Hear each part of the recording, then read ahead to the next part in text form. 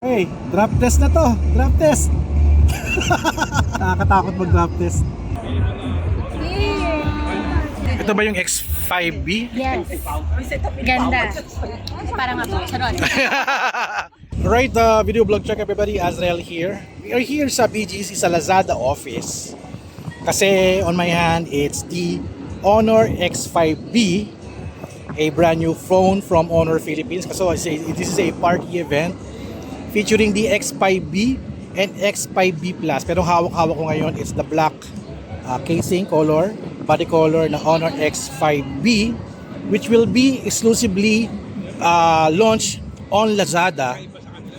This is a exclusive model na bagong phone ni Honor Philippines.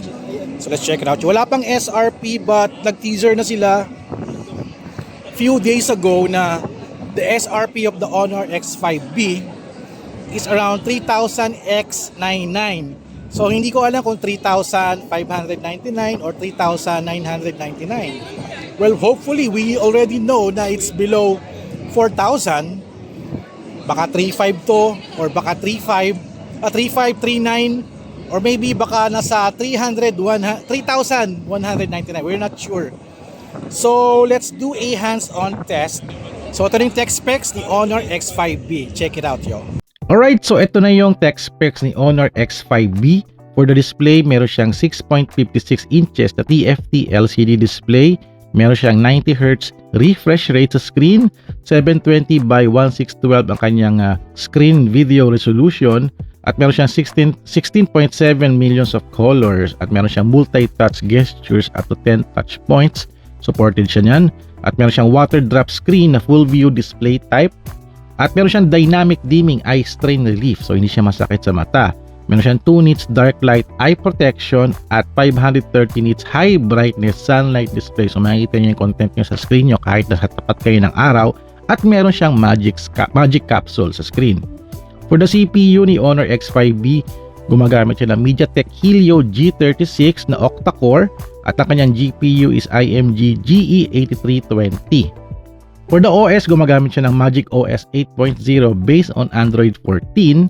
At ang kanyang memory, very interesting yung kanyang memory. It's a 4GB of RAM plus 4GB of RAM expansion. So, a total of 8GB of RAM ang gamit niya.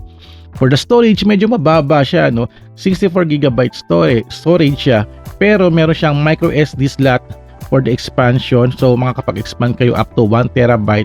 Maglalagay lang kayo ng micro SD card o sa kanyang micro SD slot na sa tray, no, sa tray ng Steam. For the camera specs ni Honor X5B, gumagamit siya ng 13 megapixel na merong 1.8 aperture tsaka auxiliary camera. So dalawa yung camera niya, isang 13 megapixel tsaka isang auxiliary camera. It can shoot up to 1080p 30 fps the video recording. Meron siyang 10x digital zoom at 4160 by 3120 na pixels sa image resolution at 1920 by 1080p na pixels na kanyang video resolution. So okay naman din pala yung kanyang output niya. Malaki-laki din yung video tsaka yung photo. Tapos 190 1080 1080, it's very kumbaga yun yung common standard, no. So meron siyang rear single LED flash. At ang kanyang capture mode is photo, video, portrait, at watermark. Very limited lang yung kanyang capture mode. So wala siyang ibang other capture mode like panoramic or time-lapse. For the front camera, gumagamit siya ng 5 megapixel at 2.2 aperture. At meron siyang 1080p pixels at 30 fps the video recording. For the image resolution naman is 2592 by 1944. Sa pixels naman ng kanyang video resolution is 1920 by 1080p. So all the video ng front at rear, it's 1080p. Meron siyang facial recognition sa front camera at ang capturing mode ng front camera is photo, video, and portrait. Yun lang. So wala na siyang ibang features about the front camera. For the battery specs ni Honor X5B, gumagamit siya ng 5200 mAh battery. Malaki-laki na yung battery niya, no? Merong 5V 2 ampere na wired charging at ang feature ng battery niya can do 23 hours browsing na social media, 19 hours sa standby, 4 years battery durability at meron siyang ultra power saving mode pag nag 10% yung battery. Galing, ha? For the other specs ni Honor X5B, this is a 4G ready phone, dual nano SIM siya. may Wi-Fi 2.4 at 5 GHz. Ang kanyang Bluetooth is 5.1. OTG supported na rin siya. Meron siyang fingerprint sensor, facial recognition. This is a USB Type-C port yung phone. At meron siyang ear jack na 3.5mm. Wow, may ear jack siya. Okay ito ha. Pwede kayo magabit ng mga headphones nyo. For the body color ng Honor X5B, available siya in colors of ocean blue, starry purple, at midnight black. For the SRP, very interesting, no? This is a exclusive only in Lazada. So sa Lazada, it will be sold at 4,199, napakababa. But this coming April 44, no? 3,499 na lang siya. 3,499 no sa April 4 summer sulit tipid sale sa Lazada. By the way, this is a collaboration ni Honor at Lazada. So itong Honor X5B will be only available in Lazada. Wala sa mga tinda. Sa Lazada lang siya. And also the 3,499 na promo sa Lazada lang yan. This coming 4/4. Alright, so that's it. Alright, so nakita nyo na yung tech specs, no? So yan yun. Alright, let's do a hands-on test. Kilitasin natin itong Honor X5B while we are here sa party sa Lazada office. Okay, let's do this. Alright, so here's the Honor X5B. Siyempre with the wallpaper of exclusively be available on Lazada. Honor X5B and Honor X5B Plus. But on my hand here is the Honor X5B. At ito yung kanyang camera. It's a dual camera with flash. Yung isang bilog dito is parang aesthetics lang. And the back cover is para siyang it reminds me of the previous models nila. Medyo rough siya. Mukhang matibay at mukhang kayang-kaya ito pang drop test na yata, no. Hopefully, no, you can get more information kung waterproof ba ito or pero siyang mataas yung kanyang IP rating. I'm not sure, no. Kasi ang alam ko lang, I think medyo mababa yung kanyang RAM at saka yung storage. So mamaya di-discuss natin. I think mga 8 yata. So bali, sisilipin naman din natin yan.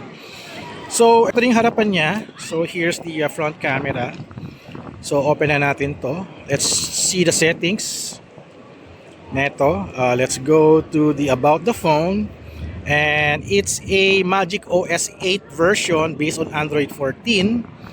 MediaTek Helio G36 ang kanyang CPU. RAM is 4GB of RAM plus 4GB of Honor RAM Turbo. So total of 8GB. At internal storage na 64GB. So medyo mababa siya, no. Resolution is 1612 by 720. 720 yung kanyang resolution. So for the camera, I'm not sure kung anong specs ng camera, pero medyo mababa yung camera na to, no? So let's go to the camera module. Camera mode tayo ngayon. At wala siyang wide lens, only 1x at 2x lang. Ayan. At for the video selfie, medyo mukhang malinaw naman siya, no? Selfie tayo. Dahil maganda yung ating lighting, no? Yung lighting natin ito medyo maganda. Ayan. Okay na rin yung color niya. Not too much saturated. Okay lang naman din siya. At let's go back. Video mode. Here's the rear camera. We're shooting at 1080p. 30 FPS. This is nice, no? Pero I'm sure wala to. Tama, wala siyang 4K. It's only 1080p, 30 FPS. At ang kanyang video front camera is same din, 1080p, 30 FPS. Let's try to record a video. Ayan. Ayun. So, you can only take photos while recording video. Wala siyang way to switch to the front camera. You need to press stop. At saka kayo lumipat sa front camera. Kamukha ko. Ayan. Check natin kung malinaw yung audio nito. Test mic, test check. 1 2 1 2. Microphone test check. 1 2. Kahit medyo windy, no? At on na natin. Check natin kung malinaw yung audio nito. Test mic, test check. 1 2 1 2. Microphone test check. Medyo mawindy nga, no? Okay lang. Sige, okay lang yan. Check natin kung okay, what else? Ano ba meron dito? Medyo mahangin. Sana maganda yung ating recording, no? Watermark. Okay. So, yun lang. There's a watermark version. So wala na siyang ibang shoot mode, no? Yun lang, portrait, photo, video, watermark, and that's it. Wala siyang panoramic, wala siyang time-lapse. So, yun lang talaga. Very limited lang siya. For a price of 3,000 X99, pwede na rin. Tsaka yung ano, ay napansin ko medyo okay yung UI. Hindi siya gano'n ka-sluggish or very slow katulad ng mga old models sila. Like the X5 for example. Ito, okay na okay siya. Honor X5B from Honor Philippines. So yes, that's our quick hands-on test na makita nyo close up with this new phone na ila-launch with Lazada. So para si X5 meron din pala siyang 3.5mm ear jack. So pares lang naman din pala siya. Alright, so naputing-tingnan natin, no? So sana meron tayong makuwang X5B Plus para kompleto yung ating feature for today bago mag-start yung event. Alright, let's do this. Pasok na tayo para makapag-review naman yung ibang kasama natin, mga MeTech Media. Alright, let's do this. So we got here the Honor X5B Plus. Saktong-sakto, no? It's a color light blue body color, which is okay na rin din, no? Wala pa ako nakitang SRP nito na ila-launch ni Honor Philippines, no? But after this event, baka ma-launch na rin nila. Lagay ko na lang yung price niya dito sa ating title screen. So bago tayo mag-start, pakita ko muna sa inyo yung tech specs nitong Honor X5B Plus. Alright, ito na yung tech specs ni Honor X5B Plus. For the display, meron siyang 6.56 inches TFT LCD display. Parang similar din siya with the X5B, no? At meron siyang resolution na 720 by 1612 at meron siyang 90Hz refresh rate, 16.7 millions of colors, meron din siyang multi-touch gestures at to 10 touch points, at water drop screen, full view display type ang kanyang screen, at meron siyang dynamic dimming eye strain relief, so hindi siya masakit sa mata din, at meron siyang 2 nits dark light eye protection at 530 nits high brightness sunlight display, at meron din siyang magic capsule.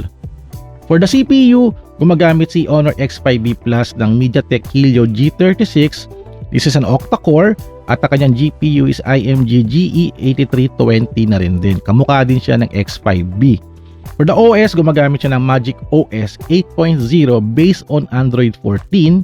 At na kanyang memory similar din, no, yung kanyang RAM niya, no, 4GB of RAM plus 4GB of expansion memory. It means that gumagamit siya ng an additional 4GB, so a total of 8GB of RAM. Pero mas malaki yung storage ni X5B Plus, no, kasi gumagamit siya ng 128GB of storage. Plus, you can also use your micro SD slot for expansion up to 1TB. So ang kinaibahan lang nito kay X5B tsaka si X5B Plus. Si X5B merong 64GB of storage. Pero ito si X5B Plus, gumagamit siya ng 128GB of storage. Yun lang yung pinagkaiba niya. Malaki-laki yung storage ni X5B Plus. Tsaka yung camera niya iba din, no? Kasi yung kanyang camera, for the rear camera, gumagamit siya ng 50 megapixel na merong 1.8 aperture. Tsaka second camera niya, auxiliary camera. So, ang pinagkaiba niya is malaki yung storage nito, 128, plus gumagamit siya ng 50 megapixel na rear camera, which can do a 1080p 30fps the video recording. Meron 10x digital zoom at ang kanyang video resolution is 1920 by 1080p. For the image resolution naman, it's 4080 by 3056 pixels at meron siyang rear single LED flash. At for the capture mode ni Honor X5B Plus, it's a photo, video, portrait, high-res at watermark. So medyo meron siyang a high-res na na photo mode, no, which is wala dun sa X5B. For the front camera ng X5B Plus, meron siyang front camera na 5 megapixel na meron 2.2 aperture, 1080p 30fps na video recording at 1920 by 1080p na video resolution at 2592 by 1944 pixel image resolution. Medyo okay na rin output niya na for the photo and video with a standard of 1080p. Meron siyang facial recognition at ang capture mode ng front camera is photo, video, and portrait lang. So very limited lang. So for the battery specs, the Honor X5B Plus, it's a PP200 milliampere battery. Similar din kay X5B, no? At meron siyang 5 volts to 2 amperes na wired charging. May 23 hours of browsing on social media, 19 hours sa standby mode, 4 years battery durability at ultra power saving at 10%. So similar din siya. For the other specs, Similar din kay X5B at X5B Plus. It's a 4G ready phone, dual nano SIM, may Wi-Fi 2.4 and 5 GHz siya. Bluetooth 5.1, OTG supported, may fingerprint sensor, facial recognition, USB Type-C port at ear jack na 3.5mm. Similar din with sa kanyang ka-model, no? Body color is ocean blue, starry purple at midnight black. At for the SRP, this is an exclusive only in Lazada. Sa Lazada na ito mabibili. Ang kanilang price sa Lazada is 4,999. May kataasan ng konti dun sa lower ng Honor X5B. So that's it for the Honor X5B Plus specs. Alright. Let's puting-tingin na. Hands-on test tayo with the Honor X5B Plus from Honor Philippines. So, okay, here we go. So, this is the Honor X5B Plus which will be launching with Lazada. Exclusive siya with Lazada. So, ito yung kanyang itsura. Light blue color. Similar to the X5B.